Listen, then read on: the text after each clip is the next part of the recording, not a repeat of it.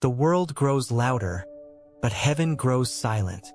And in that silence lies the final sign. The stars do not rush. The oceans do not hurry. But mankind, restless and blind, runs faster with every generation, chasing comfort, progress, and self-made gods. And yet, for those who listen, there is a pattern unfolding. A divine countdown hidden in plain sight. For centuries, prophets have spoken of an event that would shake both heaven and earth. A moment when the faithful would vanish in the blink of an eye. The rapture. But time has dulled the warning. Skeptics call it myth. Believers grow weary. The world sleeps while the signs gather in plain view. They said it would come like a thief in the night. That hearts unprepared would be found wanting. That even the wise would grow drowsy before the trumpet sounds. And now, every headline seems to echo an ancient rhythm.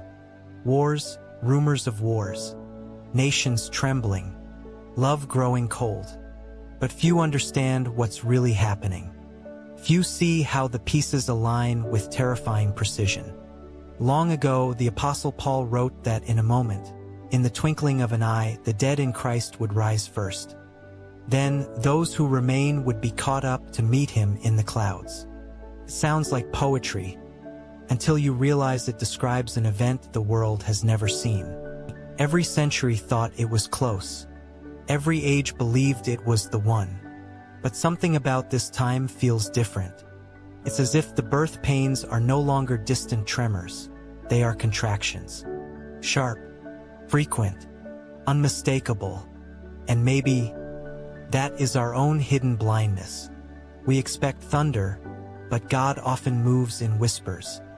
We wait for angels, but he hides the signs in the ordinary.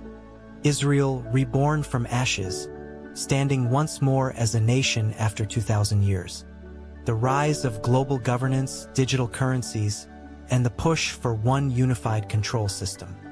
Moral decay celebrated as freedom, and technology blurring the line between man and machine, between creation and creator.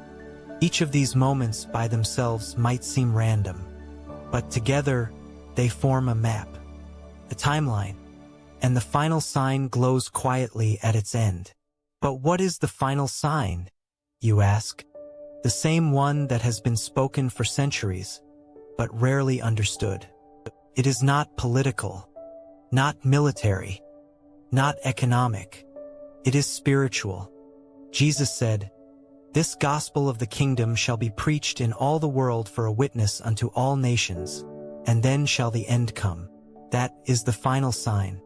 Before the trumpet, before the vanishing, before the shaking of the earth.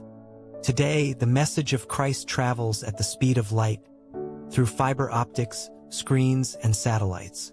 For the first time in history, the gospel has reached nearly every nation, every language, every ear willing to hear.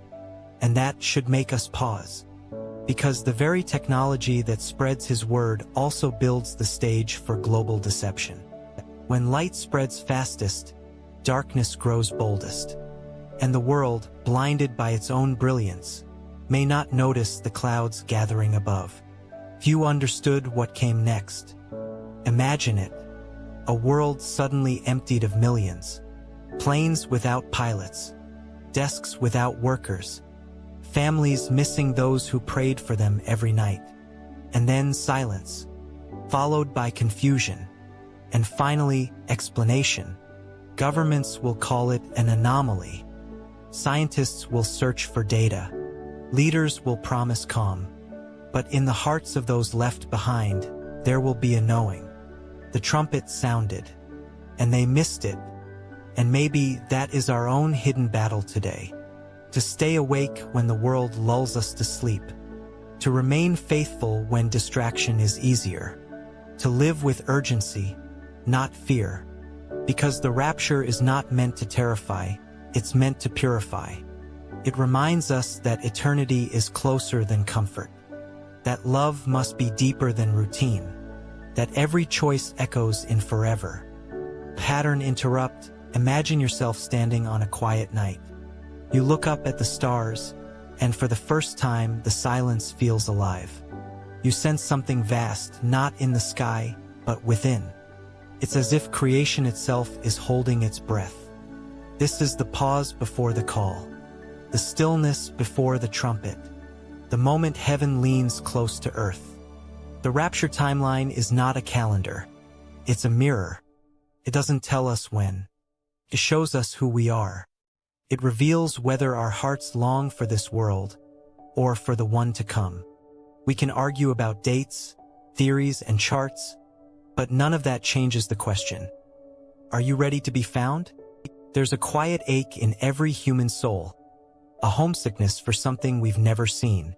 And maybe that's because eternity has already been written in our hearts. We were never meant to stay here forever. We were meant to rise. If you listen closely, you can almost hear it, the faint hum of creation waiting for redemption. The echo of a promise made long ago. I go to prepare a place for you, and if he prepared it, he will return. Do not be fooled by silence. Do not mistake delay for denial. For when he comes, it will be swift, like lightning across the sky. And those who watch, who stay awake, who live with light in their hearts, they will not be caught off guard. They will rise. The rapture is not the end of the story. It's the beginning of eternity. And perhaps that's why heaven waits, just a heartbeat away.